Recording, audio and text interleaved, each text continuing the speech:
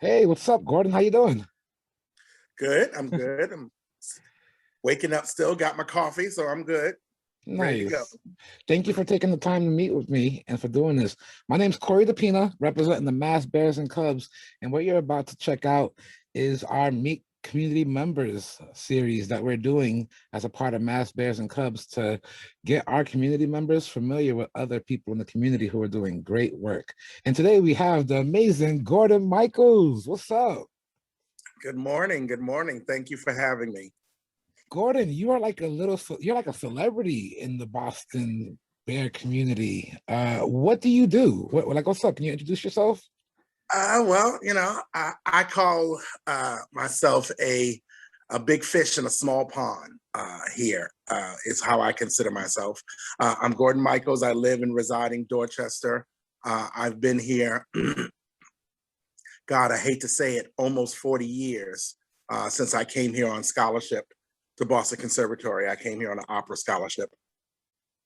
Hated it, got my degree in musical theater, and went on the road for about 22 years, touring Europe and in the United States doing musical theater and gospel. I reside, like I said, in Dorchester. I do many different things in the community. I'm known as a performer and a singer, but recently I've been producing cabaret shows at a restaurant in Quincy called the Fox and Hound before the pandemic. I also teach private voice lessons out of my home. I am a 30-year veteran bartender, and I am a mixologist. I design cocktails for small mom and pop restaurants and hotels. And I facilitate alcohol and wine tastings. So I go to grocery stores and liquor stores, and whatever the client wants me to promote, I educate people on that particular product and give them taste and try to get them to purchase that particular product. So I don't have one full-time job. I have many part-time jobs. Gordon, you're sounding like a really good time though, because you get a little bit of entertainment and you get a little bit of beverage and a little bit of cooking too. I feel like there's a Yeah. little bit of food in the mix. For those of you guys who don't know, Gordon and I are actually good friends, and both in the artist realm, but also in the big beautiful black man realm in this neighborhood of Boston. And Gordon does some great work, and it's great to just have this opportunity to kind of like really get to know who you are a little bit more. Can you tell us a little bit about your introduction to like music and performing?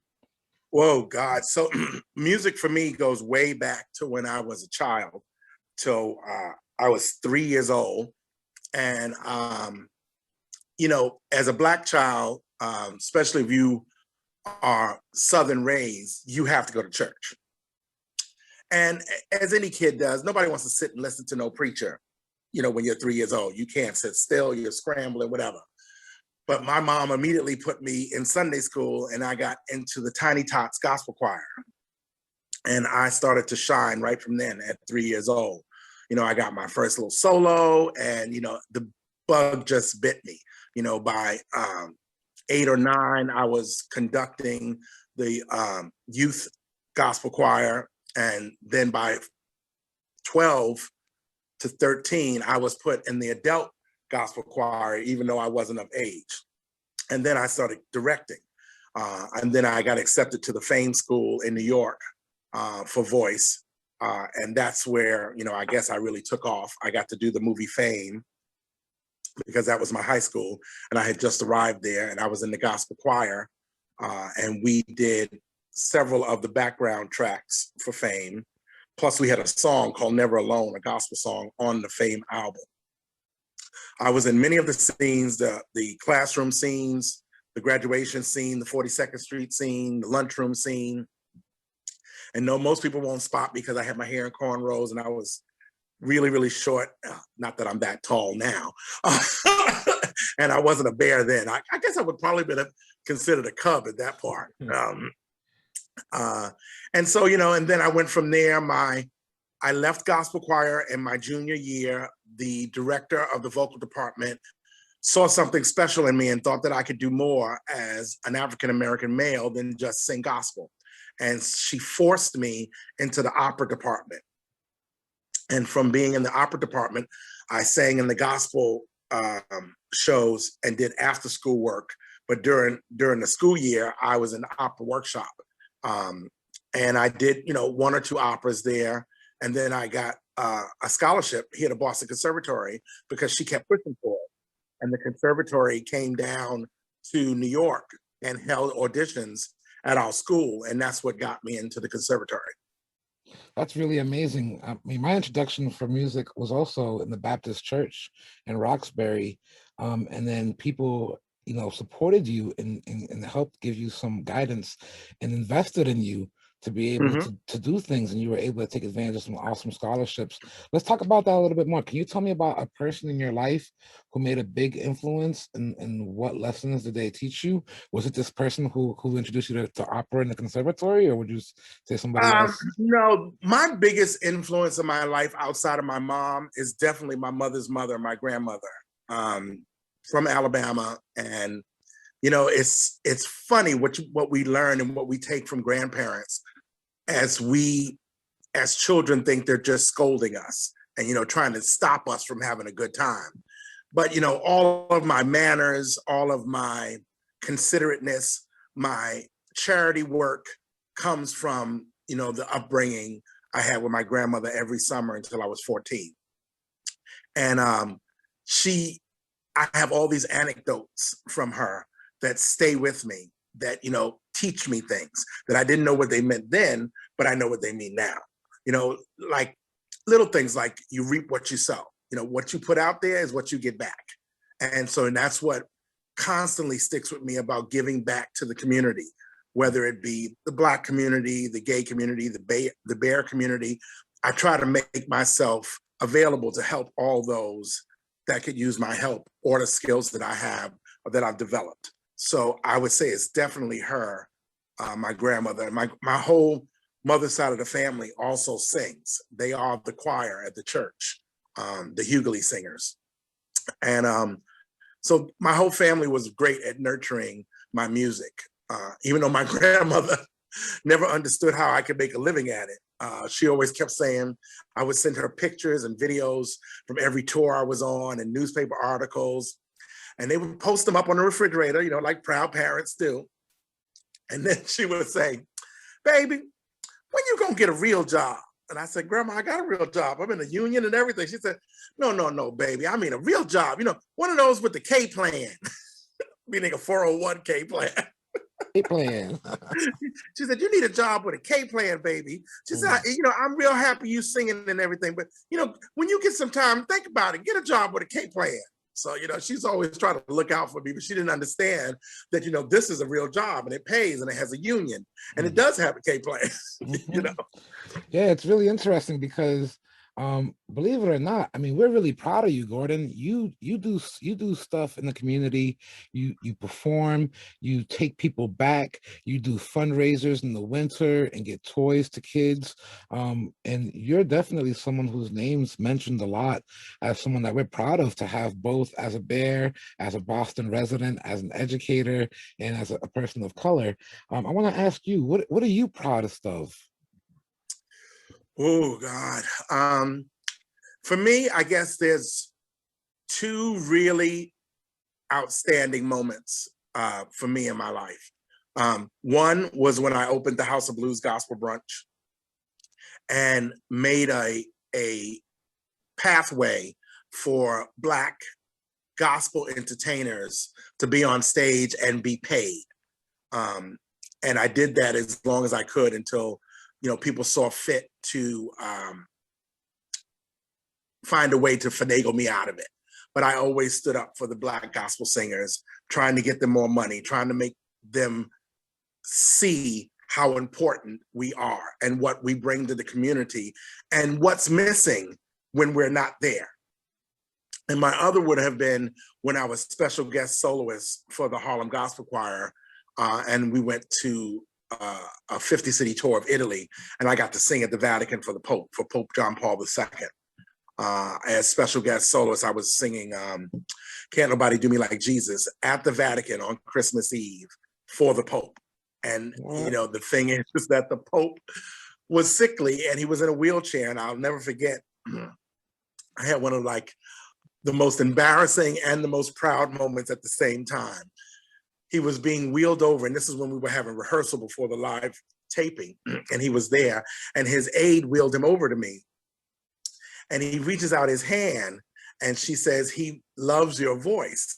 And so he reaches out his hand, and the ring is there, and I take his hand, and I hold it in both my hands, and I shake it. And everyone's like, oh my God, you didn't kiss the ring? And I was like, I'm not Catholic. I don't know anything about kissing the ring. I thought that was all fake from, Italian mobster movies. So, of course, the choir made fun of me for forever. Oh my God, we bring him all the way from Boston, and all he know how to do is shake the Pope's hand. So those are my two moments in life, I would say.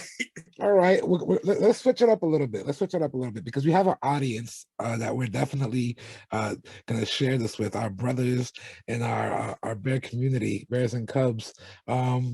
What's one thing that Gordon looks for in a person to be with? What are some characteristics you think that stand out in someone that attracts you? Ooh, see, and it's funny too, because most people, it's always about the physical. For me, it's always about the heart. If the person is kind, if they're considerate, a great smile is a winner for me. And a person that can make me laugh. If you can make me laugh and you enjoy the arts and entertainment, you're already at 70%. So, everything else, looks fade, weight comes and goes. All those things are things that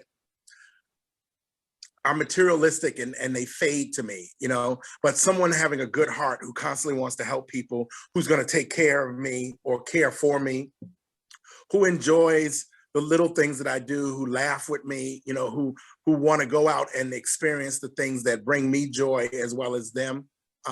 Those are the things that I like. And seeing someone with a beautiful smile, if I can keep a smile on their face and make them laugh, that is just amazing to me. Beautiful. And then for young people, and I don't mean young in terms of age, it could be young in terms of maturity or anything, who are looking at you and who see what you do and the confidence in what you do and the way that you carry yourself. What is something that you can tell someone who is just starting, either in getting comfortable in their own skin or in getting comfortable with singing, or who may feel like, wow, this is a community that I could be a part of? What's some advice that you can give somebody who's starting? And you can take that in any realm of starting that you want. I tell people, never be afraid to be yourself. Be comfortable in your own skin. You have to first have self-love before you can give out anything to anybody else, before you can put yourself out there. You have to love who you are and what you stand for. And don't back down. Just because you're different or you don't look like somebody else, don't try to be somebody else. You figure out who you are, and then everything else will fall into place. But you gotta love yourself, because so many of these younger people or not as mature people, they don't have self-love, and which causes them to go down roads of following people, getting into drugs, suicide. You've got to find that self-love. You got to, and I think self-love, and find something to believe in, a faith. It doesn't have to be God, a higher power, whoever it or whatever it is, but you need something to latch on to believe in, so that you have that centering ground or something to pull from. I am a Christian and I believe in God, but whatever higher power, whatever you find, it could be a pet rock. If you believe in that pet rock, then you go for it. Yeah, faith is really strong, and it's really cool. The combination of self-actualization and confidence mixed with a little bit of faith and going somewhere and wanting better. It's a deadly combination. That's very strong. A mentor once of mine told me, just because some people don't want to hang out with you and do what you want to do doesn't mean that you can't do that thing. It just means you got to do that thing with other people.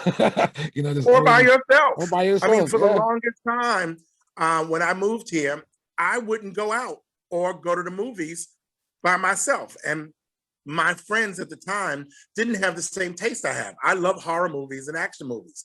Horror movies, I don't know what it is, but I am attracted to them. Anything that has supernatural things, and it could be from a faith-based type thing. You know, I like to know about the things with angels and devils and, you know, demonic Gods spirits, and you all know. that stuff. Yeah. Yeah, you know, if you don't recognize it, you can't see it when it happens. That's how I feel. So I need to know.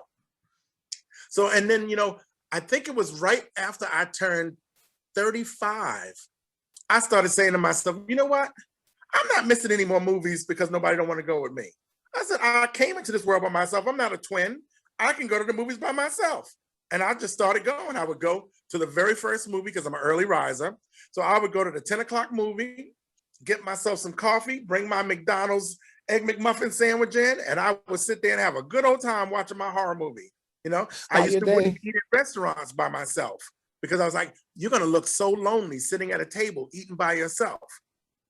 I was like, I'm over this table for one, and I would sit at the window and enjoy myself a good meal and have myself a good cocktail. I was like, you don't need anybody to go to places. So many people won't go anywhere because it's like, I don't want to go by myself. So you're going to stay in and be a hermit? That's ridiculous. Mhm. Yeah, and when you go out, you actually do find people. People do want to Right. talk to you. People do want to like ask you what's up. And those genuine relationships sometimes last longer than like Yeah. other relationships. It's really cool. Think about it that way. Yeah. Mm-hmm. So what does the future look like for Gordon? Anything coming up, either currently or long term? I know we've been all hidden in the pandemic and locked I in. know. God, I feel so like, so, you know, in this pandemic, um, more creativity and things have spawned for me. So because I didn't have a job and I had been out of work since 2019, I was forced to go into my cooking catering hat, and I started cooking meals for friends and families out of my house. And so that is something I have really been enjoying as a way of trying to make extra money to stay afloat. But I've become so creative, and my taste palette has really sharpened on designing these meals and these menus and trying to make them different every week for people who are ordering from me. But you know, the place, the Fox and Hound, where I was giving shows, has reopened. They reopened middle of November, and the owner called me just the other day and said, "Gordon, you know, I just want to let you know we're having our first show here at the Fox and Hound coming up soon." And I was a little concerned. I was like, you know, that room is tight. How are you going to do it? He goes, well, we're starting with a comedic show and we're going to space people and everything. He goes, well, you know, we're definitely interested in you coming back and doing what you did. And then he sends me a picture. He goes, we've built you a stage. So now they have a stage in the back room that's got rails. And, you know, it's only like probably 2 or 3 inches off the ground, but it designates an area that this is a performance room, thanks to me. I feel really, really good about that. So hopefully, you know, in the next coming months, I'm hoping to probably put together a show to go back to the Fox and Hound.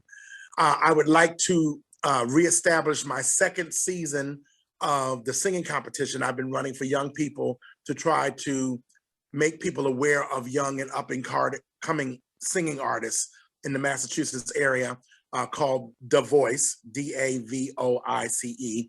It will be our second season. And we run it like a cross between The Voice and American Idol. And we had a very, very successful first one.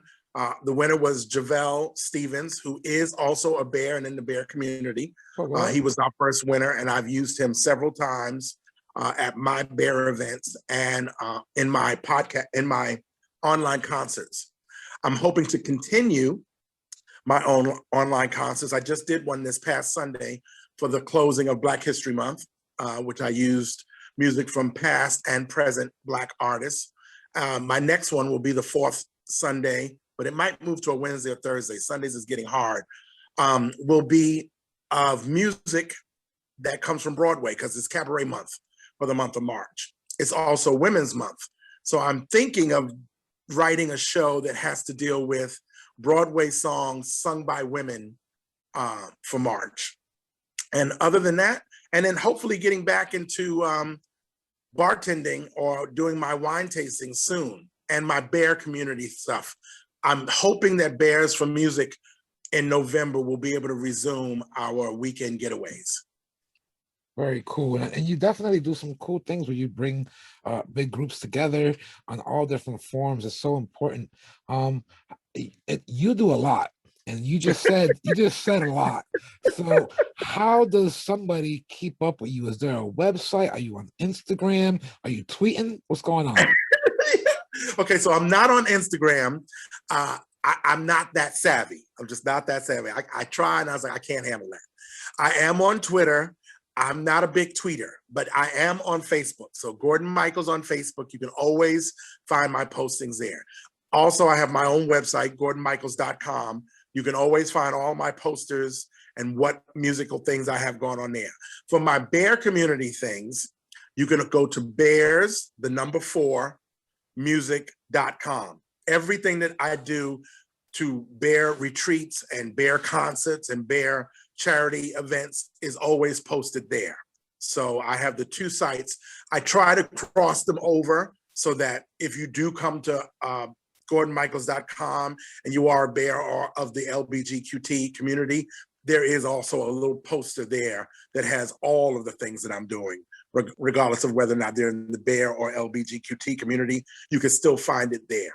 So I'm doing a lot of different things. And when The Voice comes back on, we also have a website, thevoice.live. So you can always find me. If you just Google Gordon Michaels, all my stuff usually comes up. But you have to put Gordon Michaels, the singer, Boston, if you're Googling me, because there is a Gordon Michaels who's white, who's a stunt actor and a guitarist. So if you just put in Gordon Michaels, 9 times out of 10, he's going to come up before me. And you want the other Gordon Michaels, Right. singer. You want the black. Yeah, big beautiful black one. And also because this is amazing. So you're available for entertainment, but you also talked about feeding people. So if people want to check out your food and your menus, and you're also into like mixology and serving and drinks. So if people have any questions about drinks or creating drinks, or what should they serve, or what pairs with something, they could potentially. Yeah, they could definitely call me. I'm actually a good friend of both of ours, Marietta, is trying very hard to get me to do online classes for mixology and teach people, how to make cocktails and what different liquors and spirits there are and what mixes well with things. She thinks that I should do a class on that. She said, you're just a natural with this and you should let other people know. Some people just want to know. Some people don't know how to mix drinks and they don't know what goes with what. And she said, I think that would be a good skill to have. That's me. I would definitely join that class. And it makes me think about the idea that you give back and you continue to give. So if you're looking for a good time out there, people, we're talking about music, drinks, and food. You got to make sure you hit up Gordon or let him know what you got going on and see that there's ways that we can get things growing. All this happens with an audience. So definitely don't be shy. Once all this is over, feel free to reach out and see what we have going on. All you viewers out there, we are here in Boston and doing this and doing things. And we definitely are going to be continuing to try to work with Gordon for a lot of our events, the competition and the boat cruise and all the cool stuff. We kind of went over our minute because we can talk all day, Gordon. You're just an amazing person. I want to kind of end off by asking you, do you have any questions for me, or do you have anything you'd like to talk about that we haven't covered? Oh, no. I mean, we've covered a lot, but I'm just glad to be a part of the community. And I'm really glad that people are recognizing me for what I do. I'm not one to try to brag and put myself out there like that. I just feel, whatever you do, good things that you put out there, it comes back to you. And Tony approaching me and you being able to interview me is one of the ways that it's coming back. And I'm hoping that more people from the Mass Bears and Cubs will, consider coming to some of my bear retreats. I started my bear retreats because I felt that a lot of the bisexual men or men who came out late in life or men who were divorced and now are seeing this side of their lifestyle didn't have any place to go. They didn't like going to bars and clubs and they were the place, but they wanted to find people like them. And that's how these Bears for Music retreats started. And keeping them alive has saved, I think, a lot of people. I have about 60 people that follow me strong and come to my events all the time, on and off between the years. And I've been doing it now for 13 years. And so it's important for me to keep that up. And I want to, you know, reach out and hope that some of the bears and cubs from Mass Bears for Cubs will come and support it, and support any of the bear community things I do. Gordon, you can't be telling our secret to everyone. All right. I enjoy these things. They're nice, they're intimate. I get to talk to some really amazing people, make some really good friends. If we invite everybody, it's gonna make my odds a little bit harder. You know that, right? No, and for that reason, Corey, for that reason is why I cap it and I keep it small, under 40 men. So that means you got to get in early, because I sell out, because I don't like it to be large, because I want them to be able to communicate with every person that happens to attend. You get a chance to meet. When but you it have feels like that, yeah. Things, you know, you have so many people that actually it makes people revert, and some people will go in the corner and become a wallflower because it's too much. Yeah, you know? and there's a lot of different options. Yeah, there's a lot of different options. So I'm glad you called that out, because that's one of the things that I definitely feel at your events and also admire about the events. The fact that I can actually listen to people talk and meet them and eat some food and have a really good time. So I appreciate that. And the work that you're doing, again, it's vital to our community. It's a blessing and a pleasure to recognize it and to have spent this time with you. And this is the idea, is to like connect other people. So hopefully someone's watching this video and they feel a little encouraged and inspired to know that we're doing this stuff. You're invited. Come join us. Thank you. And any bears that want to take voice lessons, please contact me. I am willing to work with all people. As long as you're not tone deaf, I can work with you. All right. And I mean, there's a lot of tone deaf people out there. Just playing. Just playing. No, thank you again, Gordon, for everything. God bless the work that you're doing. And thank you for being a part of our community and for modeling by example that you can be an artist, you can be proud, you can be caring, and still do this and continue doing the great work. I appreciate that. Thank you. Thank you so much for having me. Thank you.